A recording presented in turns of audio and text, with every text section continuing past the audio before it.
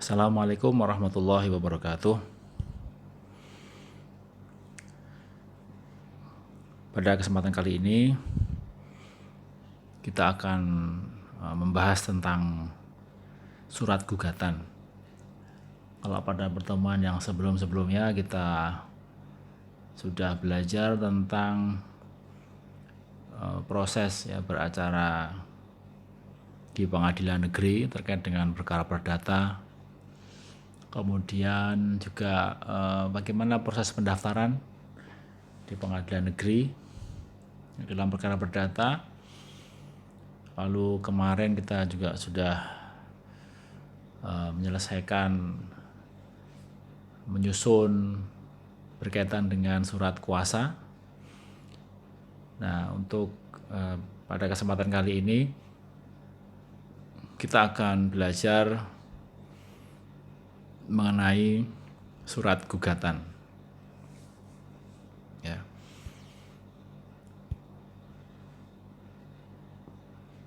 Jadi pada intinya tentang surat gugatan itu adalah apabila ada seseorang atau badan hukum merasa ada hak yang dilanggar, maka orang atau badan hukum itu sebagai subjek itu dapat mengajukan gugatan.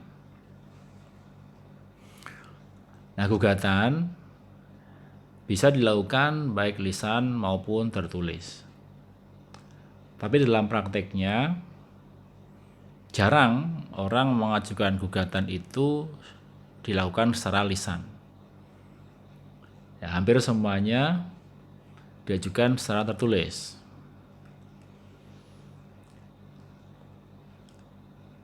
Karena kalau diajukan secara lisan akan sulit nanti dalam hal penyampaian mengenai hal-hal apa yang telah disampaikan oleh penggugat. Maka untuk bisa menjamin mengenai adanya isi gugatan itu supaya tidak berubah-ubah dan untuk memberikan kepastian bagi pihak lawannya dan juga untuk menghindari adanya kesalahan, maka secara umum gugatan itu diajukan secara tertulis. Ini pun juga nanti akan digunakan sebagai pertimbangan. Sebagai bahan pertimbangan dalam hakim dalam menentukan putusan perkara. Karena apa yang disampaikan dalam gugatan itu nanti dalam putusan juga akan disampaikan sebagai bahan pertimbangan. Nah, jadi nanti Anda bisa baca bagaimana isi dari gugatan itu, dimulai dari apa gitu ya. Pertama kali adalah mengenai para pihak yang berperkara kemudian masuk dalam duduknya perkara. Nah, isi dari duduknya perkara itu adalah gugatan yang disampaikan oleh penggugat. Seterusnya ada jawaban, replik, duplik, alat bukti yang diajukan, alat bukti tertulis maupun saksi, sampai juga dengan pertimbangan-pertimbangan hakim sebelum hakim itu memberikan putusannya.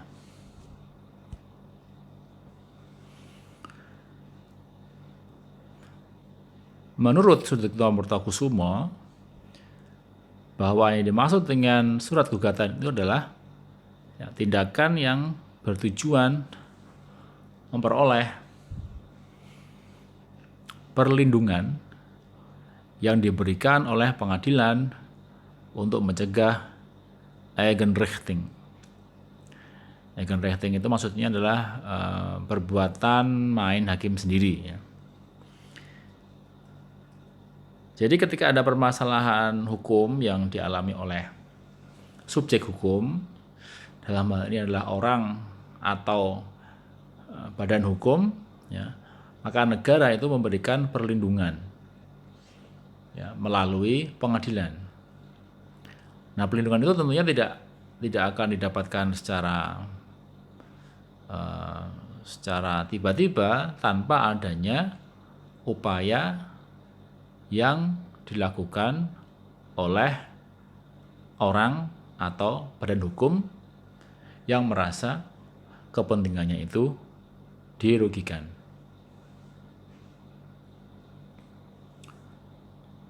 Jadi gugatan itu adalah suatu permohonan yang disampaikan kepada ketua pengadilan negeri yang berwenang mengenai adanya tuntutan, ya, atau keinginan terhadap pihak lain, dan kemudian diperiksa menurut tata cara tertentu oleh pengadilan yang kita kenal dengan hukum acara ini, ya. Di tata cara tertentu oleh pengadilan ini maksudnya adalah hukum acara. Hukum acara perdata yang prosesnya itu sudah pernah kita diskusikan bersama sebelum kemudian diambil putusan terhadap gugatan tersebut. Nah, inilah pengertian gugatan. Jadi tanpa ada gugatan, pengadilan tidak akan memproses, ya, meskipun ada kerugian yang dialami oleh seseorang. Jadi ini yang juga sering disebut dengan upaya hukum, ya. Upaya hukum secara litigasi di pengadilan.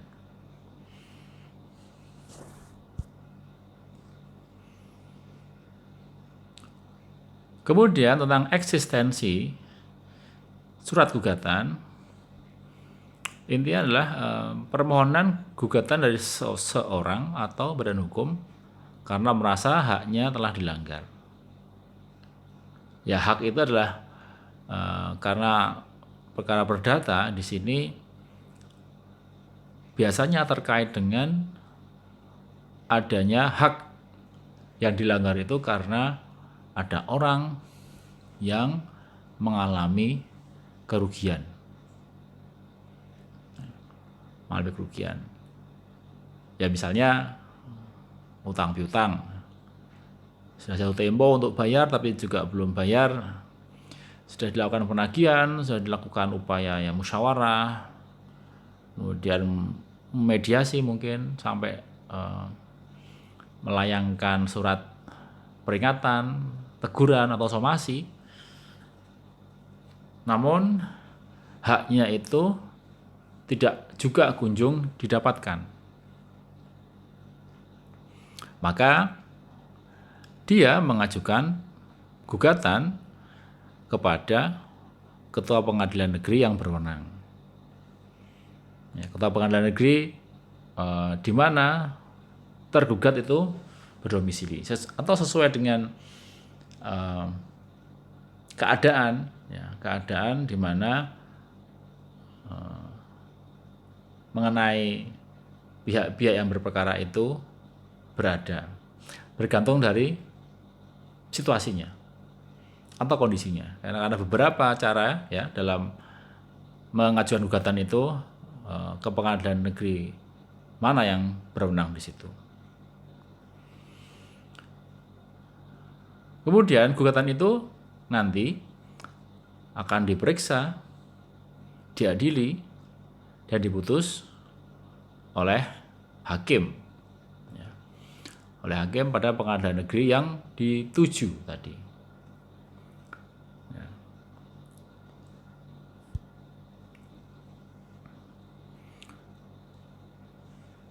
Kemudian mengenai pola penyusunan surat gugatan, yang pertama ini ada dua teori, ya. Ada substantiaring theory dan individualisering theory. Yang pertama, substantiaring theory adalah teori yang membahas cara pembuatan gugatan hendaknya harus diperinci secara detail mulai dari hubungan hukum, dasar, dan sejarah gugatan, serta kejadian formal maupun material gugatan. Yang kedua, individualizing theory adalah teori yang membahas agar dalam penyusunan gugatan dibuat garis besarnya saja tentang dasar hubungan hukum dalam gugatan dan kejadian material. Ya, dua teori ini sebetulnya bisa digunakan semua, ya. Tapi dalam prakteknya lebih sering, ya kalau kita nanti ada misalkan sudah praktek baik mungkin sebagai lawyer atau sebagai hakim, gitu ya. Lebih banyak orang itu mengajukan gugatan itu berdasarkan teori yang pertama, yaitu substantiating theory.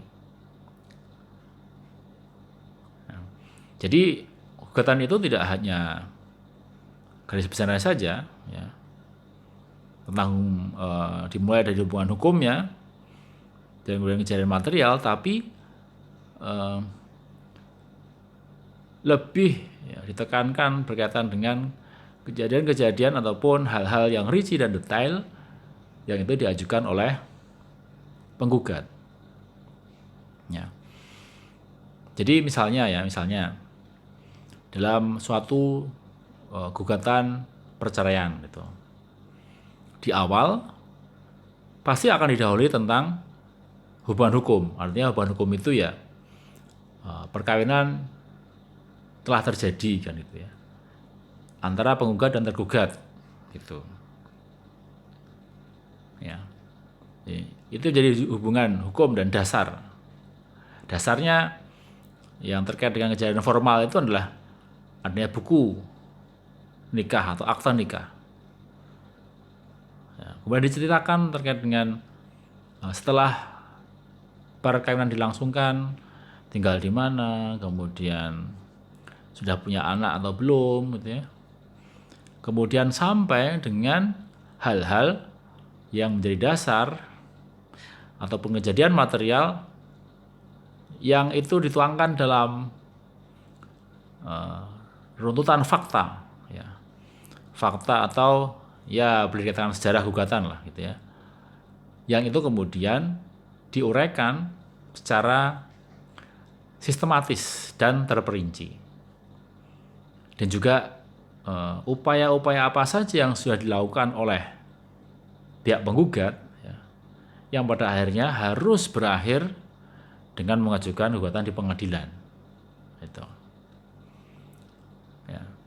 Jadi kalau misalnya dalam perceraian itu ada mengajukan yang formal itu buku nikahnya ya mana, kemudian kalau ada anak ya akte kelahirannya mana gitu, ya, dan lain-lain. Seperti halnya kalau dalam pengajuan gugatan mengenai wan prestasi, ya, itu pun juga diajukan ya berkaitan dengan hubungan hukumnya.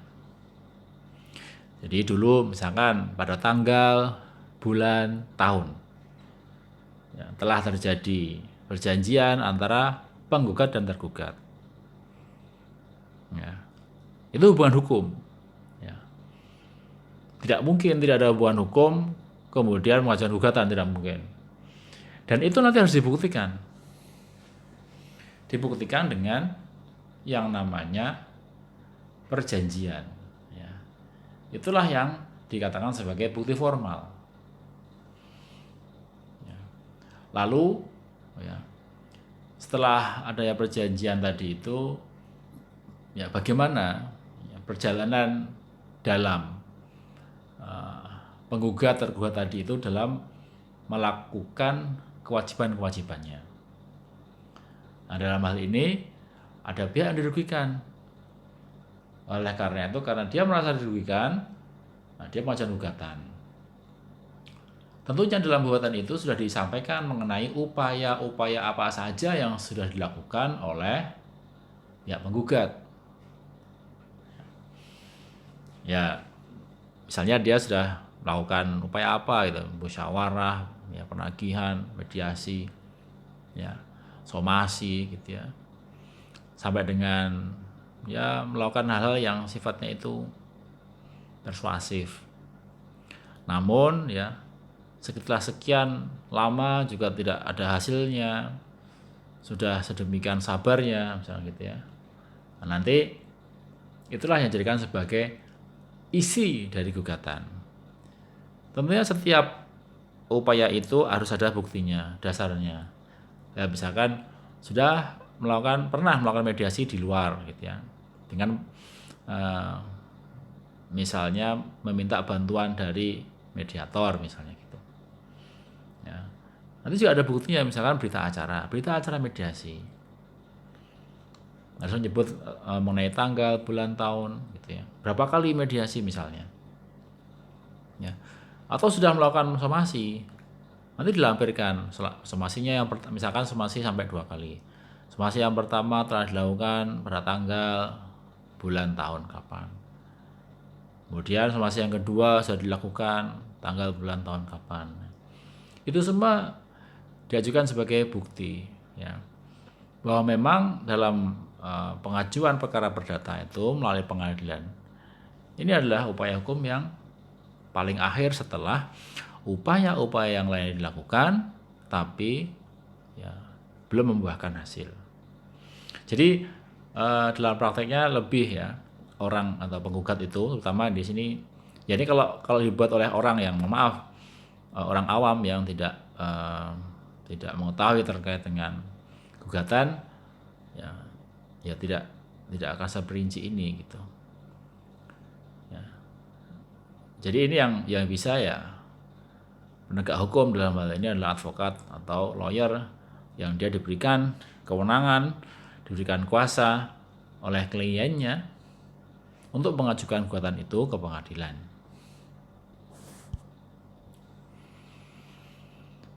Nah, gugatan itu ya setidaknya harus memuat yang pertama titel gugatan atau judul gugatan. Ya, jadi harus jelas ini. Ini tentang gugatan apa? Gugatan perceraian kah gitu ya. Gugatan wanita prestasi kah? Gugatan perbuatan melawan hukum kah? Ya. Atau gugatan apa di situ ya. Nah, itu sudah pernah kita pelajari ya mengenai kualifikasi perbuatan dalam hukum perdata itu apa saja. Ya, jadi harus jelas. Oleh karena itu perlu diperhatikan bahwa ketika kita tuh menuliskan titel gugatan itu harus bisa menggambarkan isinya. Jangan sampai ada kekeliruan ya, ketika menuliskan titel gugatannya gugatan dalam prestasi kok ternyata isinya tentang perbuatan melawan hukum ya, atau sebaliknya. Ya. Kemudian ya,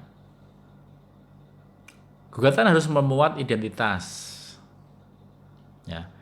Identitas. Jadi identitasnya adalah dari penggugat dan tergugat.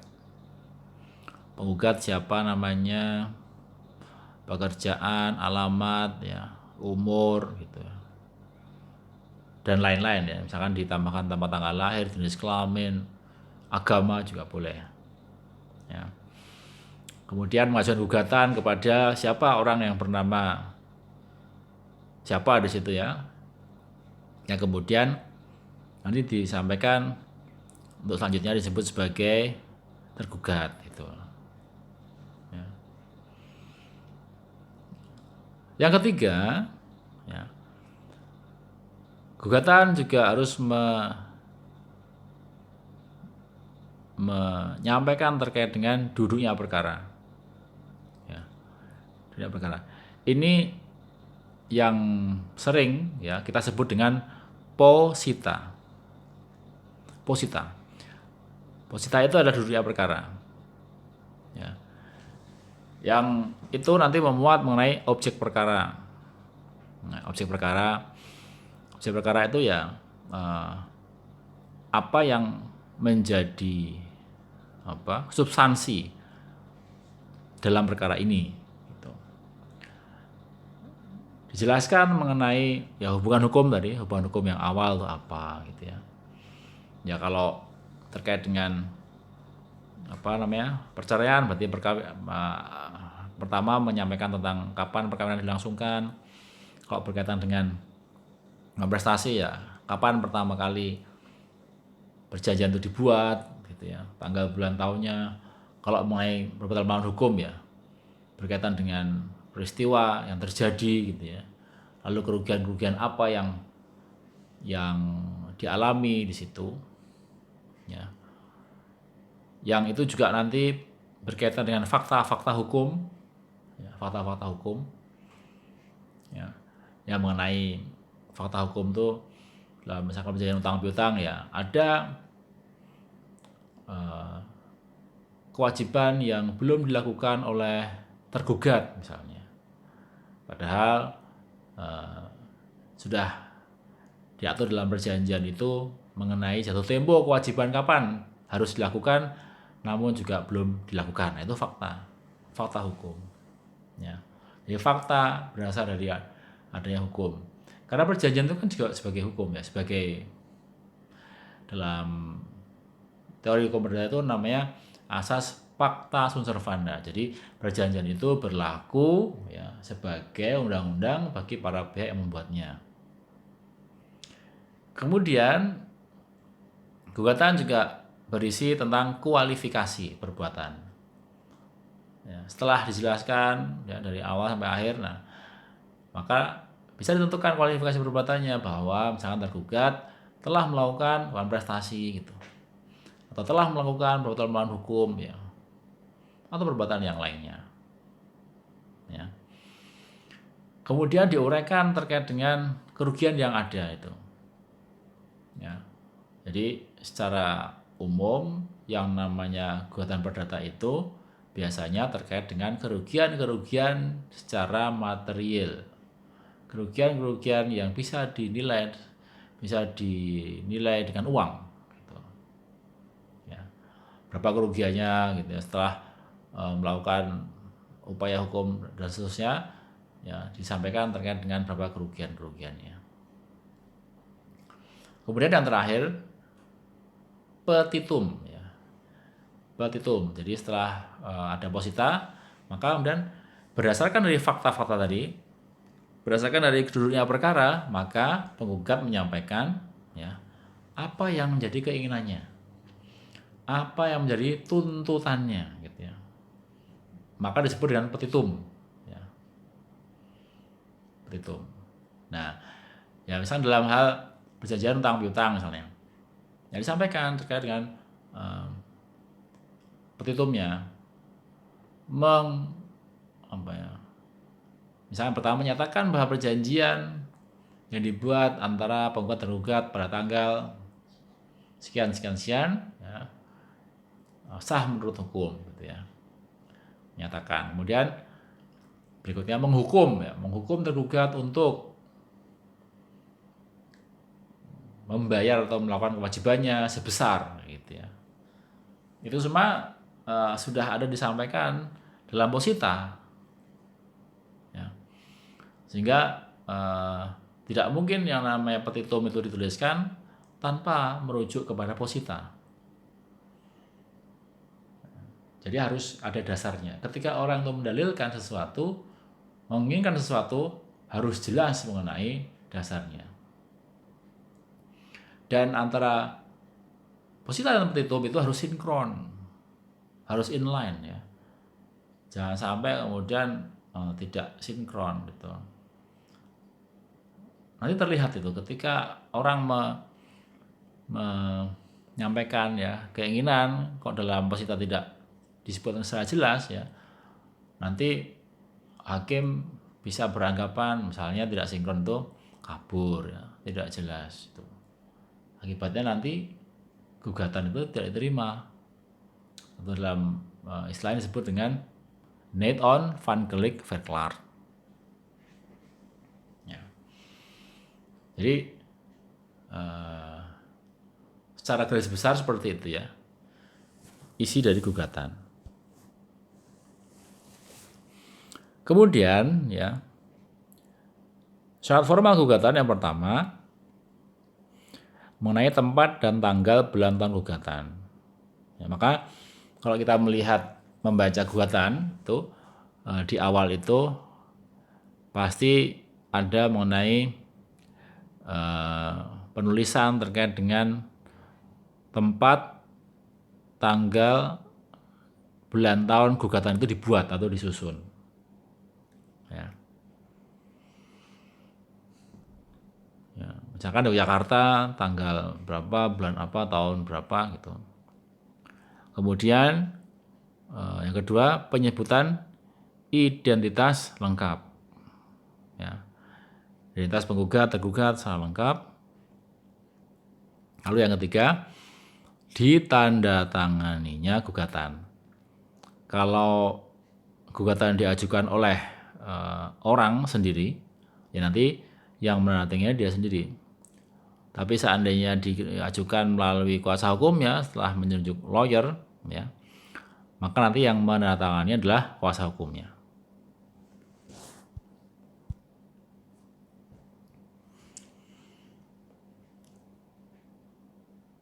Lalu langkah apa saja yang harus dipersiapkan dalam mengajukan gugatan?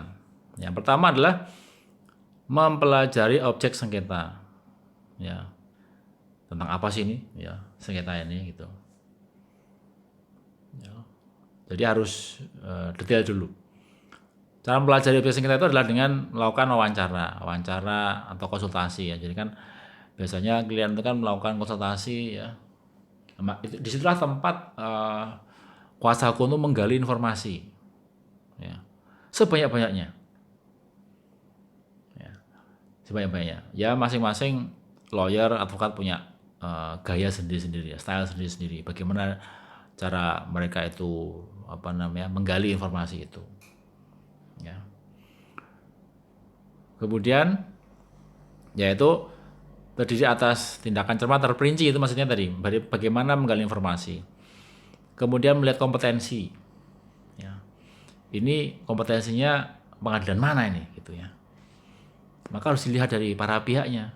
Oh, pihaknya di sini domisilinya, yang penggugatnya di sini, tergugatnya di sana. Tergugatnya ada lebih dari satu orang misalnya gitu, ya.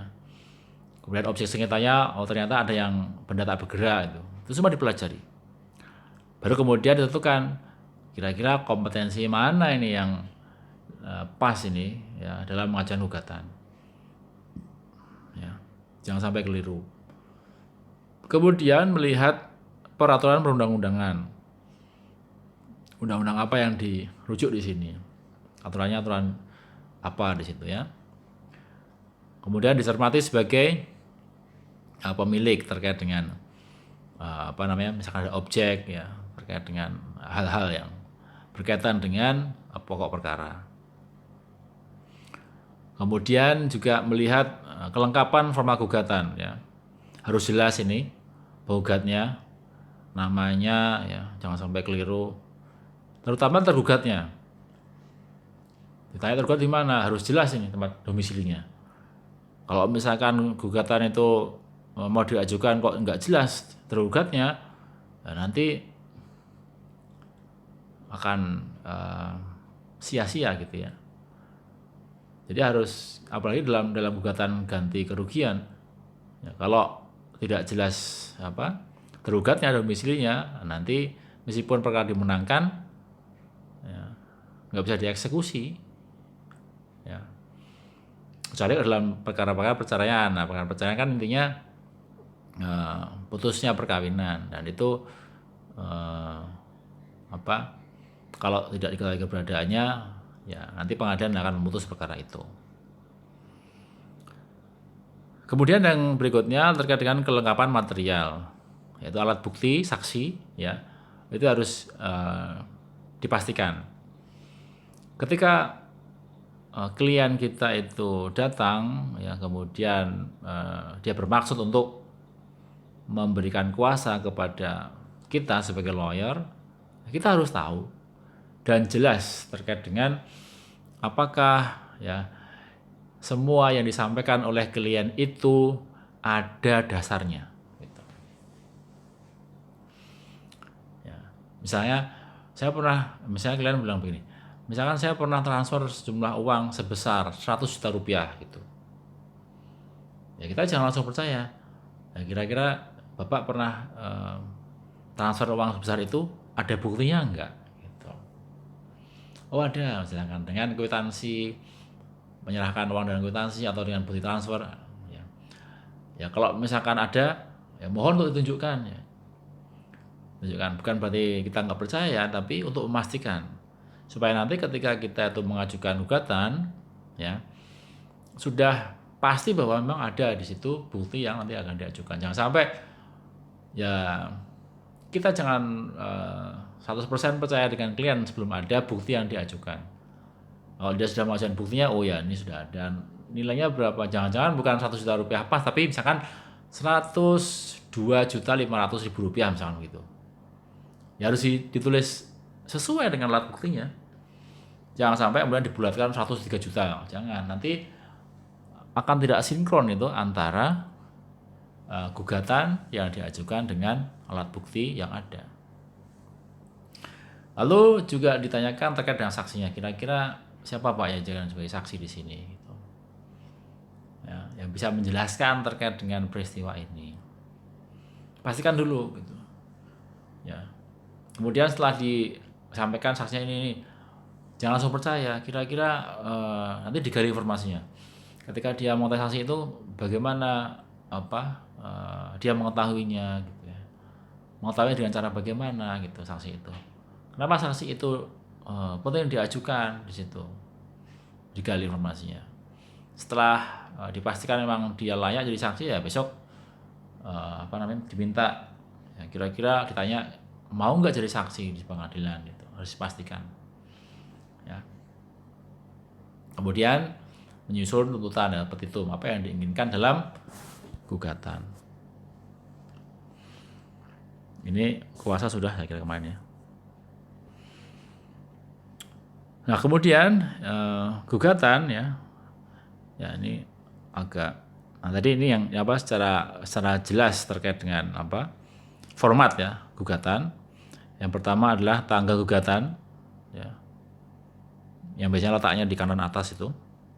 Kemudian kepada ketua pengadilan mana gugatan diajukan. Ya. Kemudian yang ketiga, titel gugatan atau judul gugatan, ya singkat dan jelas menggambarkan isi gugatan. Ya, ibarat ini judul skripsi, judul penelitian itu harus bisa menggambarkan isinya. Gitu. Ya, sama dengan gugatan ini. Ya, ketika kita menuliskan judulnya harus bisa menggambarkan isinya seperti apa. Kemudian yang keempat, identitas para pihak, ya, penggugat dan tergugat. Kemudian yang kelima, posita tadi yang saya sampaikan ya.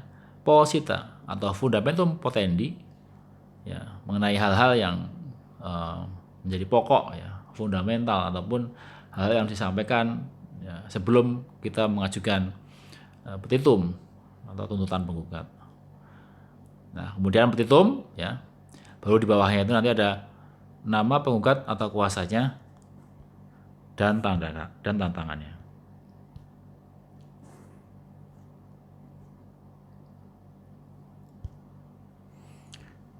Nah, selanjutnya ini akan saya sampaikan terkait dengan contoh ya gugatan ya. Di contohnya yang ini aja, yang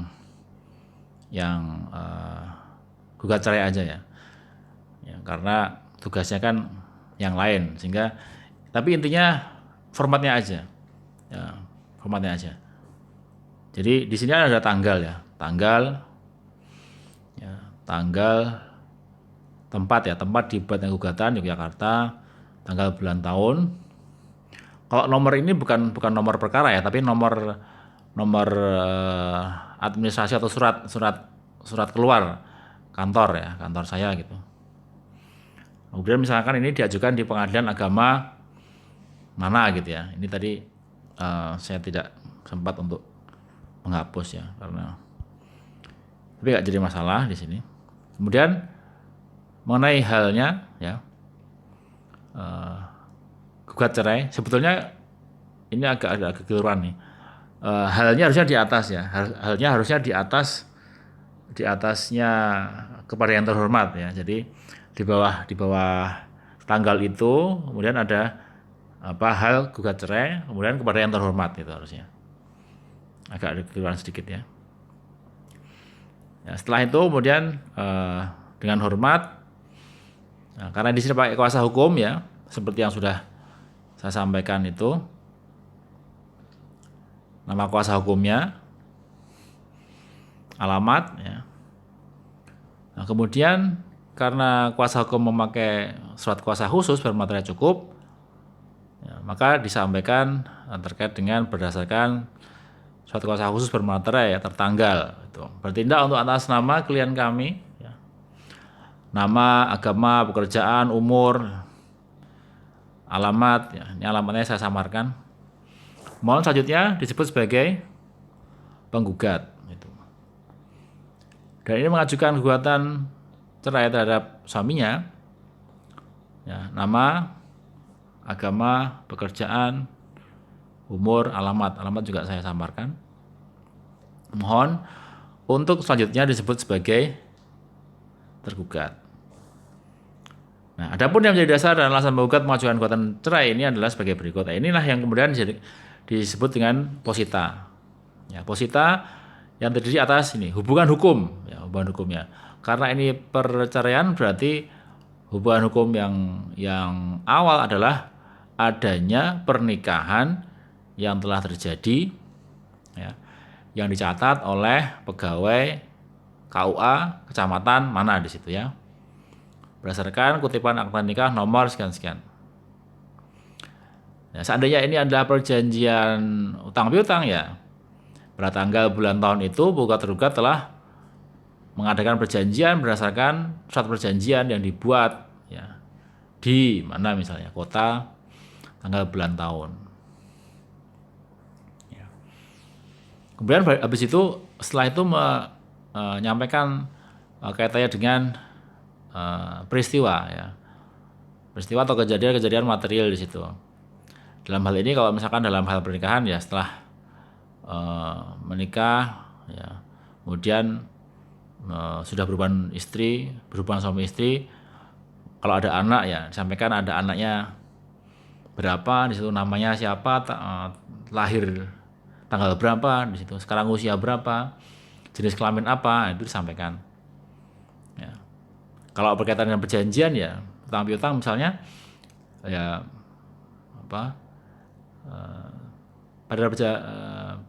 pada pelaksanaan perjanjiannya ya, tergugat ya, misalkan dia baru melaksanakan kewajiban berapa kali misalnya gitu ya, dari sekian puluh kali kewajiban misalkan secara angsuran gitu, dari misalkan 24 kali baru dilaksanakan 5 kali misalnya, yang masing-masing sebesar sekian juta rupiah gitu ya.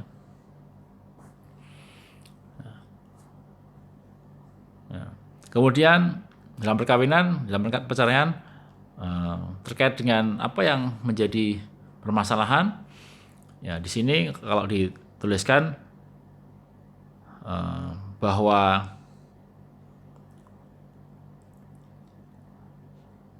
tergugat itu diketahui dia mempunyai hubungan dengan wanita lain gitu ya.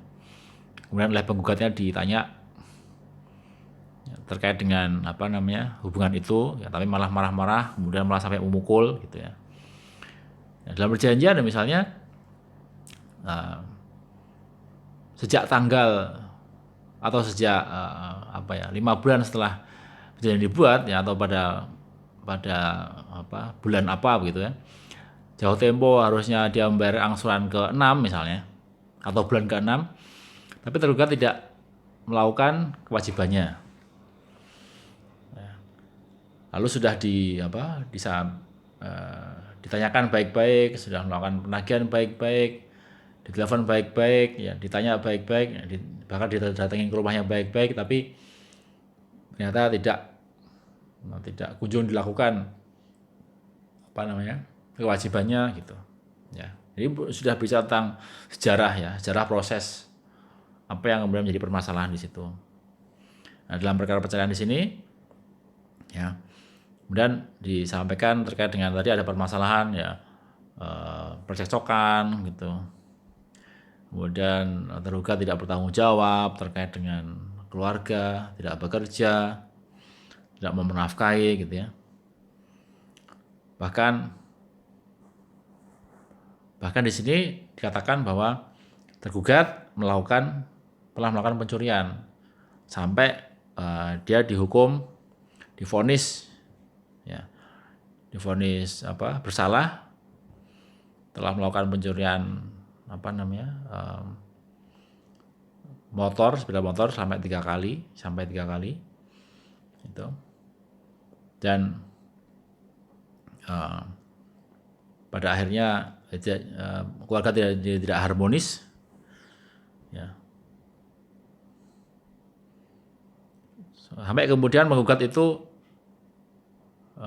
tidak tahan dengan perilaku tergugat, maka dia kemudian pindah ke Yogyakarta misalnya gitu ya. Dan karena dia sering dipukuli oleh suaminya ya, sering di kata-kata kasar gitu, sampai dipukul ya, bahkan sampai tergugat atau suaminya itu melakukan pembuatan kriminal, bahkan sampai keluar masuk penjara, sehingga penggugat sudah tidak tahan lagi untuk meneruskan perkawinan dengan tergugat misalnya gitu. Ya. Nah, ini ya, kemudian di sini ada sejarah yang disampaikan ya terkait dengan permasalahannya. Nah, sama seperti misalkan dalam perjanjian utang piutang itu ya. Setelah dia tidak bayar gitu ya, maka kemudian penggugat sudah melakukan berbagai upaya hukum di situ, berbagai upaya. Dengan cara menghubungi dengan baik-baik, dengan cara mengajak memberikan kesempatan, beri waktu sekian bulan lamanya gitu. Bahkan diminta untuk membuat pernyataan, misalnya pernyataan yang nanti selambatnya 1 bulan setelah pernyataan itu dibuat akan dibayarkan, tapi nggak kunjung dilakukan. Bahkan sampai diberikan 2 kali kesempatan gitu ya, sampai diberikan somasi. Itu semua disampaikan dalam posita ya. Kemudian tentang kualifikasi perbuatan dalam hal ini ya, tergugat ya sudah melakukan prestasi karena dia tidak melakukan kewajibannya secara tepat waktu gitu misalnya. Ya, masih punya kewajiban sebesar atau sebanyak sekian. Lalu disampaikan kerugiannya berapa? Ya misalnya dari 24 juta gitu ya, baru dibayarkan 5 juta, sehingga kerugian yang dialami penggugat adalah sebesar 19 juta misalnya begitu. Itu disampaikan. Nah, kemudian ya menjelang petitum ya, kemudian ada kata-kata kalimat berdasarkan alasan dalil di atas, maka penggugat mohon kepada ketua pengadilan negeri ya, atau pengadilan agama mana gitu ya, untuk memeriksa dan mengadili perkara ini setelah menjatuhkan putusan dengan namanya berbunyi primer, nah gitu, mengabulkan gugatan penggugat seluruhnya ya. Di sini kan tentang perceraian, maka menyatakan secara hukum bahwa perkawinan antara penggugat dan tergugat itu putus karena perceraian. Kemudian membebankan biaya perkara sesuai peraturan yang berlaku. Ya, dalam perjanjian utang piutang ya, pertama mengabulkan gugatan penggugat seluruhnya, kemudian menyatakan perjanjian yang dibuat antara penggugat dan tergugat pada tanggal sekian itu sah ya menurut hukum. Kemudian menghukum tergugat untuk melakukan atau memberikan ganti kerugian kepada penggugat sebesar tadi itu ya 24 kurangi 5 juta 19 juta rupiah kepada penggugat gitu. Bahkan ada yang menambahkan menghukum tergugat untuk membayarkan uang paksa atau uang som seandainya tergugat tidak melakukan kewajibannya setelah putusan ini mempunyai kekuatan hukum tetap atau inkrah itu. Ya. Tapi doang suami itu pun nanti juga harusnya disampaikan dalam posita ya. Ya, jadi di posita setelah menyampaikan terkait dengan kerugiannya juga disampaikan mengenai adanya uang paksa, sehingga nanti dalam petitumnya itu menjadi menjadi sinkron ya, sesuai gitu ya. Nah, ini yang ditulis dalam primer ini adalah petitumnya, tuntutannya, apa yang diinginkannya di situ. Ya. Kemudian subsidiar, mohon putusan yang seadil-adilnya ex aequo et bono. Demikian gugatan ini diajukan, atas perhatian dan kabulkan gugatan ini, jawaban terima kasih. Hormat kami kuasa hukum menggugat. Ya, itulah secara garis besar ya terkait dengan gugatan. Ya, yang bisa saya sampaikan. Nah, terima kasih atas perhatiannya. Assalamualaikum warahmatullahi wabarakatuh.